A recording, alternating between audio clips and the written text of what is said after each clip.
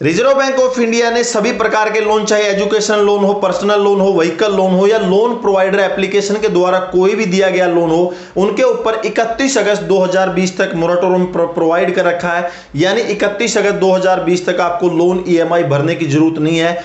लेकिन अगर 31 अगस्त 2020 के बाद आप कोई भी लोन ईएमआई को पेड नहीं करते हैं, बैंक या एनबीएफसी कंपनी आपके ऊपर क्या क्या एक्शन ले सकती है, क्या पुलिस आपको अरेस्ट कर सकती है या आपके ऊपर कोई कानूनी प्रक्रिया कर सकती है। और वीडियो के लास्ट में हम यह भी बताएंगे कि जो बहुत सारी एनबीएफसी कंपनियों ने जो लोन रिकवरी एजेंट रखे हैं, जो गाली गलौज करते हैं, जो पर्सनल इंफॉर्मेशन को पब्लिकली शेयर करते हैं और जो धमकी देते हैं, क्या उसका कोई लीगली प्रावधान है। अगर ऐसा कोई भी बैंक आपके साथ करता है तो आपको क्या करना चाहिए, एक एक पॉइंट इस वीडियो में पूरा कवर करेंगे। और दोस्तों, अगर आप घर बैठे फ्री में म्यूचुअल फंड या डीमैट अकाउंट की केवाईसी करवाना चाहते हैं, अकाउंट ओपन करवाना चाहते हैं, तो डिस्क्रिप्शन में लिंक है, आप 5 मिनट के अंदर ओपन करवा सकते हैं। तो चलिए दोस्तों, आज कुछ नया सीखते हैं।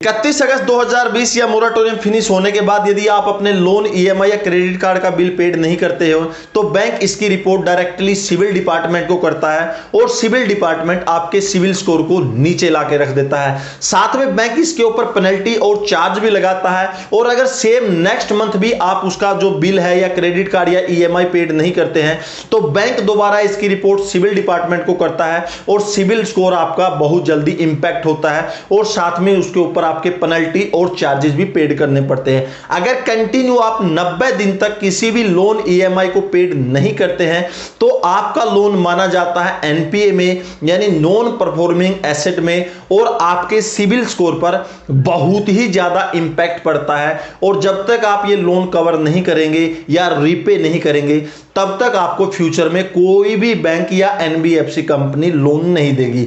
जैसे ही आपका लोन एनपीए में चला जाता है, यानी आपका जो लोन है 90 दिन से ज्यादा आपने पेड नहीं किया, तो इसमें बैंक के पास 3 ऑप्शन रहते हैं। सबसे पहले कुछ बैंक ऐसे हैं कि अगर अमाउंट कम है बैंक की नजर में तो बैंक उसको राइट ऑफ कर देता है और पूरा पैसा आपके पैन कार्ड के जो नंबर है उसमें डाल देता है। और भविष्य में जब भी आप कभी लोन लेंगे तो जब तक आप उस पूरे पैसे को, पिछले बकाया को अगर क्लियर नहीं करेंगे तो भविष्य में आपको लोन नहीं मिलेगा और साथ में बैंक आपको डिफॉल्टर लिस्ट में घोषित कर देता है।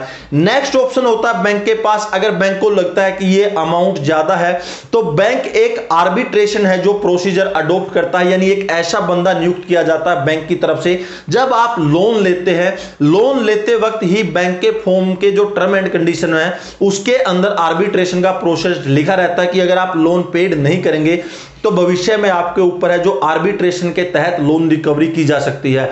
आर्बिट्रेशन में जो बैंक द्वारा नियुक्त व्यक्ति है वो किसी दूसरी स्टेट या राज्य का रहता है, तो उधर जाके आपको उनके सामने बैंक का एक रिप्रेजेंटेटिव और आपको जाना पड़ेगा और दोनों तरफ से सवाल जवाब होंगे।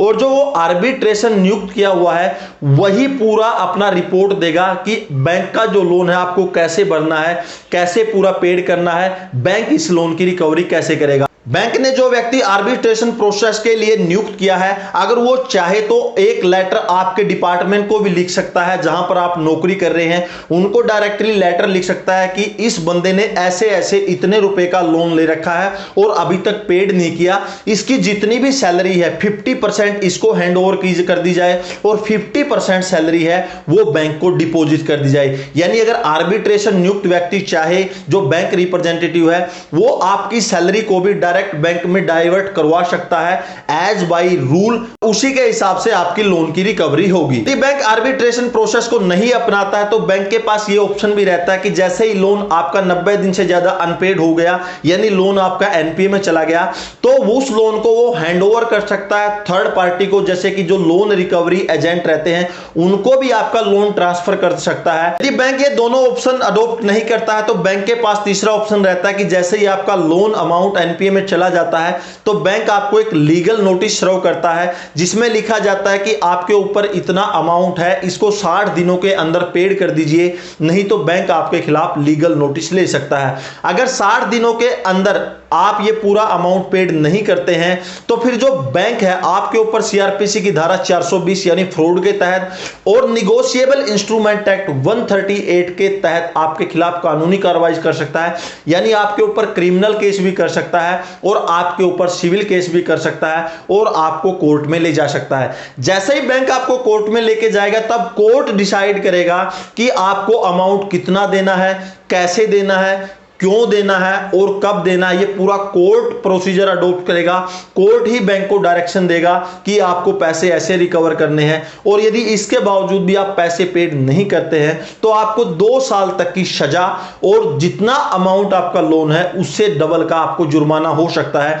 बहुत सारे लोगों का इधर कंफ्यूजन था कि जो बोलते थे कि इसके अंदर जो है कि क्रिमिनल केस नहीं हो सकता, सजा नहीं हो सकती।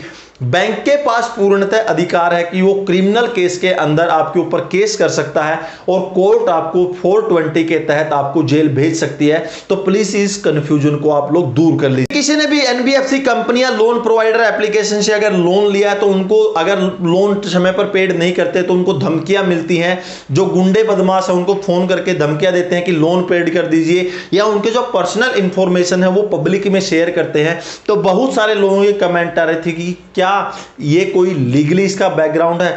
तो इधर मैं आपको बता दूं कि माननीय सुप्रीम कोर्ट ने आईसीआईसी बैंक वर्सेस प्रकाश कौर के केस में पीछे ही अपना फैसला दिया था कि बैंक लोन के लिए कोई भी रिकवरी एजेंट किसी को धमका नहीं सकता है, गाली गलौज नहीं कर सकता है और ना ही उनके पर्सनल इंफॉर्मेशन को पब्लिकली शेयर कर सकता है। ये सुप्रीम कोर्ट का वर्डिक्ट है बरोबर के हित में। अगर आपके साथ कोई भी एनबीएफसी कंपनी या लोन प्रोवाइडर एप्लीकेशन या बैंक के रिकवरी एजेंट अगर ऐसा करते हैं तो आपके पास पूरा कानूनी प्रावधान है कि उसकी आप एफआईआर पुलिस स्टेशन में करवा दीजिए। उसके बाद पुलिस उनको अपने आप देख लेगी कि उनको गाली गलौज या जो लीगल प्रोसीडिंग के हिसाब से काम न करने का अंदाजा क्या हो सकता है। आप इस केस को पूरा पढ़ सकते हैं नेट पर। आईसीआईसी बैंक का केस था वर्सेस प्रकाश कौर का और ये माननीय सुप्रीम कोर्ट का वर्डिक्ट था। इधर सबसे बड़ा क्वेश्चन निकल के आता है कि एक्चुअली किसी की कोई जेन्युइन प्रॉब्लम है, उसके पास ईएमआई भरने के लिए पैसे नहीं है, तो क्या अगर वो लोन पेड ना करे तो क्या उसको एज ए फ्रॉड माना जाएगा? ऐसा बिल्कुल नहीं है। अगर एक्चुअली में आपकी जेन्युइन प्रॉब्लम है तो बैंक ने भी कुछ अपने टर्म एंड कंडीशन निर्धारित कर रखे हैं। अगर आपके पास पैसा देने के लिए या ईएमआई पेड करने के लिए कोई भी साधन नहीं है तो बैंक ने बोला है कि डायरेक्टली आप तुरंत बैंक से कम्युनिकेट कीजिए और बैंक को बताइए कि एक्चुअली मेरी ये प्रॉब्लम है, मैं इतने दिन या इस वजह से मैं ईएमआई पेड नहीं कर सकता। तो बैंक आपको 3 ऑप्शन दे सकती है। बैंक आपकी ईएमआई को डेफरमेंट कर सकती है कुछ महीने के लिए, उसके ऊपर इंटरेस्ट लगता रहेगा सेम एज ए मोरेटोरियम। अगर बैंक चाहे तो आपकी ईएमआई को कम कर सकती है, यानी अगर आपकी 15,000 की ईएमआई है उसको 10,000 कर देगी, यानी आपके ऊपर बोझ कम पड़ेगा लेकिन आपका जो टर्नओवर है यानी जो टाइम है वो बढ़ जाएगा और आपको लोन पे करने में आसानी होगी। अगर बैंक आपको चाहिए तो आपकी ईएमआई को पूर्णतः स्टॉप कर सकता है, सिर्फ उसके ऊपर जो इंटरेस्ट चार्ज है वो बैंक आपसे वसूल कर सकता है। यानी बैंक आपको इधर 3 ऑप्शन दे देगा।